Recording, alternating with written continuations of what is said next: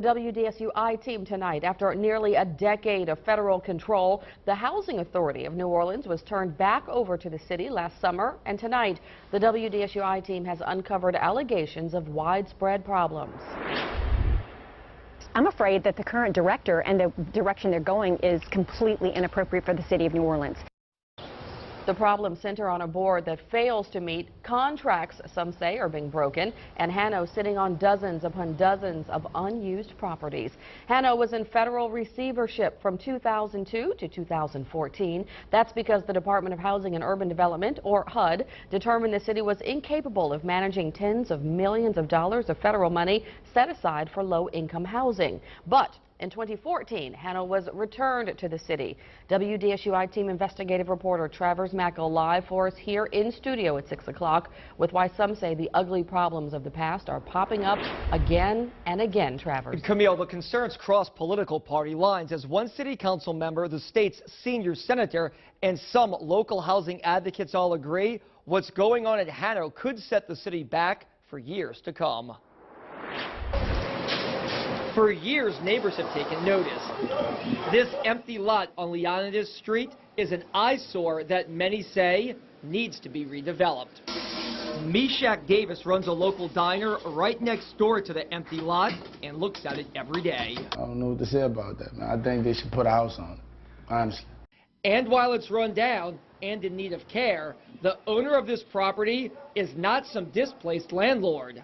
It's actually owned by the Housing Authority of New Orleans, or Hano. Well, I think it's a symptom of what's becoming a very poorly run organization yet again.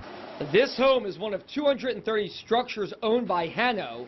They're called scatter site properties. I'm afraid that the current director and the direction they're going is completely inappropriate for the city of New Orleans. And City Council President Stacey Head says she's drafted letter after letter to Hano asking about scatter site properties in the city. Units like this one on General Ogden Street that Head says Hano owns and should sell to a developer for fair market value to be used for people seeking affordable living. In fact, according to a document sent from Head to Hano and its director Greg Fortner, the council claims Hano is holding on to the properties citywide valued at more than $6 million. Property Head says needs to be put back into commerce with the money gained used to help that agency. In a March 17th letter obtained by the I-Team, Head says, I remain perplexed as to how Hano's continued hoarding of its scatter site properties further Hano's expressed mission of providing and encouraging the development of quality, affordable housing. Head's frustrations have grown in recent months because she says Hano, while it was under federal control, had a plan to sell the properties. But when Hano went back to local control, the housing agency didn't about face. During a meeting last week, Greg Fortner told the I-Team that Hano is holding on to the properties because he feels an infusion of one-time money does the agency no good. The state's senior senator disagrees. David Vitter has followed this issue closely and in a written statement says these excess properties are idle, dilapidated, and a waste of taxpayer money and resources.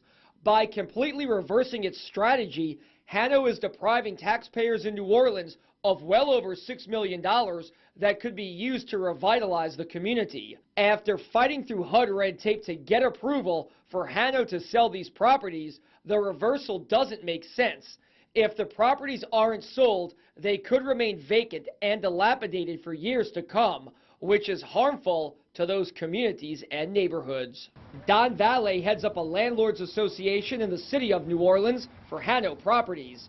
A critic of the current administration, he says some actions by Fortner and Hano could unravel years of what the federal government built back up. And it's like going right back to where we were before. When the city took back Hano, a board was formed. Those members are appointed by New Orleans Mayor Mitch Landrieu. Many of them are aware of this issue with scatter site properties, but there could be bigger problems, one that some say opens up this board to criticism.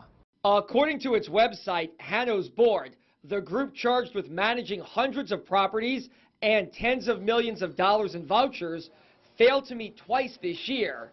There have only been 4 scheduled meetings, 1 each month. The reason for the cancellations? Lack of a quorum, meaning some board members just didn't show up. It's just another symptom of what is clearly a disease within the organization. We were not apparently ready to take Hano back. There's no integrity going on over there at this present time. And many say with properties like this just sitting idle, potential problems could persist. Ain't no way it should be looking like that the same way in 5 years. It should be having something done to it. And once again, Hano and Greg Fortner say their plan is a better one than just selling off the properties in bulk. Hano wants to use the scatter sites as an asset for expanding and addressing affordable rental housing needs. But once again, Head and the council say selling scatter site properties should be a priority. By comparison, in recent years, the Housing Authority of Houston sold 173 properties in one day and raised more than $8 million.